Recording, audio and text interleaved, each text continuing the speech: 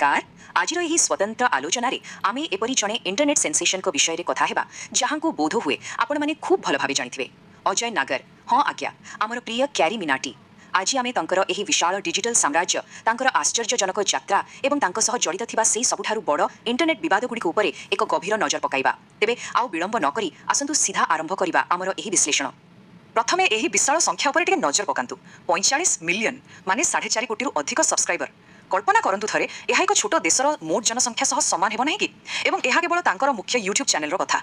यही संख्या ही स्पष्ट प्रमाण करे जे आजिर दिन में तांकर प्रभाव केते व्यापक एवं केते शक्तिशाली। अच्छा, आमर प्रथम भाग the Carry Minati phenomenon rise to digital stardom. यह सब किपरि आरंभ हैला। 12 जून 1999 मसीहारे हरियाणार फरीदाबाद रे जन्मग्रहण करिथिबा जने साधारण पिला किपरि इंटरनेट दुनियार बादशाह पालटिले ताहा वास्तव में खूब आकर्षणीय। देखंतु तांकर एही विशाल साफल्य केवल गोटिए रातिर कथा नुहे किंबा एहा केवल गोटिए प्रकारर कंटेंट जोगु आसी नाही। से प्रकृतरे एक विविध कंटेंट साम्राज्य ठिया करिसंती। रोस्ट वीडियो ठारू आरंभ करी कॉमेडी स्केच, रिएक्शन कंटेंट एवं रैप गीत पर्यंत से सबु किछि करिसंती। आ हां, गेमिंग एवं लाइव स्ट्रीमिंग पाई तांकर एक अलग चैनल मध्ये अछि जहार नाम हेउछि क्यारी इज लाइव। एवं सबुठारु गुरुत्वपूर्ण कथा है यही सफलतार प्रभाव केवल भारत में सीमित रही नाथिला किंबा केवल यूट्यूब भितर आबद्ध नाथिला। वास्तव में 2019 मसीह प्रतिष्ठित टाइम मैगजीन तांकु निजर नेक्स्ट जनरेशन लीडर्स तालिका रे स्थानित करथिला। एहा एक बहुत बड़ कथा नुहे कि एहा तिला तांको प्रतिभार एक विश्वस्तरीय स्वीकृति।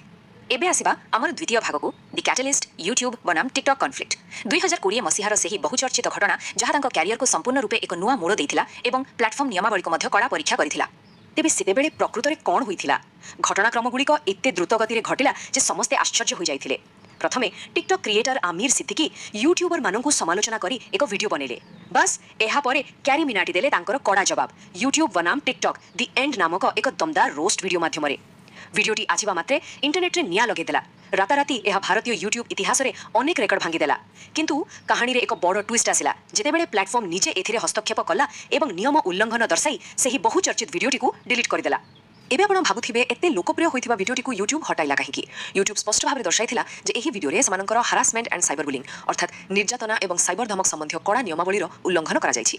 माने जेते बड़ रेकॉर्ड ब्रेकिंग कंटेंट हेउना काहेकि प्लेटफॉर्म रो सेही कठोर नियम आगरे ताहा तिष्टि पारिला नाही। एबे परवर्ती भाग को जिबा a polarised internet backlash and the band video. सेही रेकॉर्ड ब्रेकिंग वीडियोटी हटा जिबा परे इंटरनेट जेमिति विस्फोरण होइगला। ध्यान दियंतु, एही समय रे इंटरनेट संपूर्ण रूपे दुई भागरे विभक्त होई जाइतिला। गोटे पटे समालोचक एवं एलजीबीटीक्यू प्लस कर्मी माने थिले। सेमानकर जुक्ति थिला जे एही रोस्ट वीडियो रे व्यवहृत होइतिबा किछि भाषा होमोफोबिक एवं ट्रांसफोबिक थिला जाकि आदौ ग्रहण योग्य नुहे। किंतु अन्य पटे थिले क्यारी मिनाटींकर कोटी कोटी दृढ़ प्रशंसक। सेमाने एही निष्पत्ति को संपूर्ण अन्याय बोली मानिले। आउ तापरे सेमाने ट्विटर एवं अन्य सोशल मीडिया रे #justice4Kyari नामरे एक विशाल अभियान आरंभ करिदेले। एहा सत्तर एक प्रकार ऑनलाइन युद्ध रे परिणत होइथिला।